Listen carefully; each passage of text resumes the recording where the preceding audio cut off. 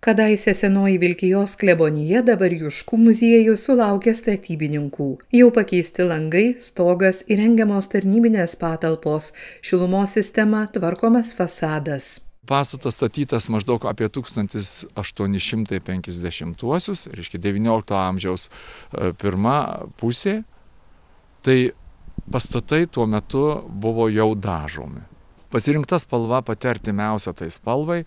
Langai yra, rėmai ir durys yra baltos spalvos, o apvadai yra tamsiai mėlyna, primenančia šiek tiek mūsų pajūrio pastatus. Šio muziejaus įkūrėją ir rinkinių saugotoją toks sprendimas gerokai nustebino. Bet čia ne Nida. 35 metus šį muziejų puoselėjantis Arūnas Niečkus nesupranta, kodėl pasirinktos tokios spalvos ir kaip 18 amžiaus viduryje statyta klebonija pajaunėjo 100 metų.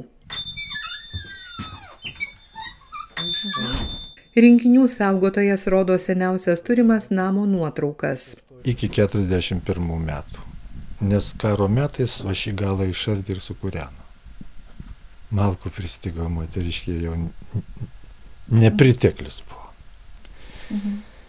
O ką matom, kas čia pasakys, aišku, kad langai balti. Bet čia, kaip minėjau, 20 amžiaus vidurys. Pagal turimas žinias, bažnyčios tarnams klebonija suręsta 1743 metais, po 100 metų perkelta į dabartinę vietą. Pokyčiai stebina ir Juškų muziejaus lankytojus. Viena jų dailininkė Eglė Abariūnienė. Moteriai taip pat užkliuvo būsima namo išvaizda, spalva ir langai. Spalva visiškai netinkama, tas pastatas turi įsilieti gamtą, jis turi jo kaip ir visa Vilkija, žavi tuo, kad matai tik stogelius medžiuose. Tos unikalios detalės, metalinės, jos keičiamos į kažkokį tai duraliuminį turbūt.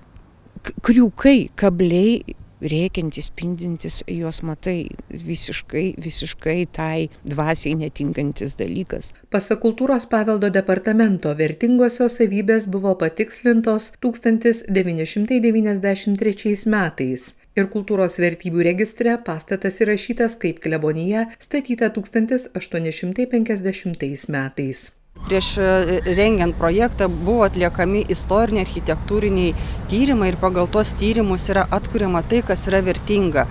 Atkuriama stogo danga, atkuriami sunykę mediniai elementai, tai taip, kad čia būtų kažkas naujo kuriama ar dažoma kažkas kaip 20 amžiuje, 21 amžiuje, tikrai taip nėra. Remiamės bendraja šio regiono statistika arba konkrečiais pastatais ir architektas Aurimas Vengris, kuris rengė šitą tvarkybos projektą ir derino su Kultūros paveldo departamento specialistais, pasirinko sprendimą artimiausią 19-20 amžiaus pradžios medinės architektūros statiniams.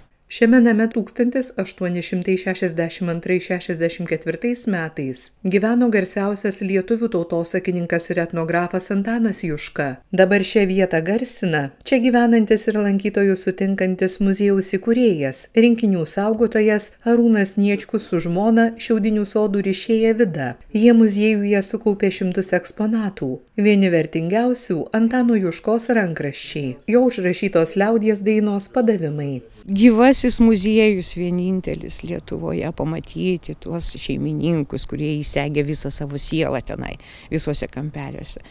Ir tikriausiai pajusti tą praeities kvapą. Turi pasaulis gyvuosius muziejus, turi. Kodėl mes lietuviai, turėdami tokį negludintą perlą, patys savo rankelėm norim nukirsti. Muziejų restauruoti kainuos apie 320 000 eurų. Darbus tikimasi baigti iki kitų metų vidurio. Reporterė Loreta Mačiulienė, Vilkija.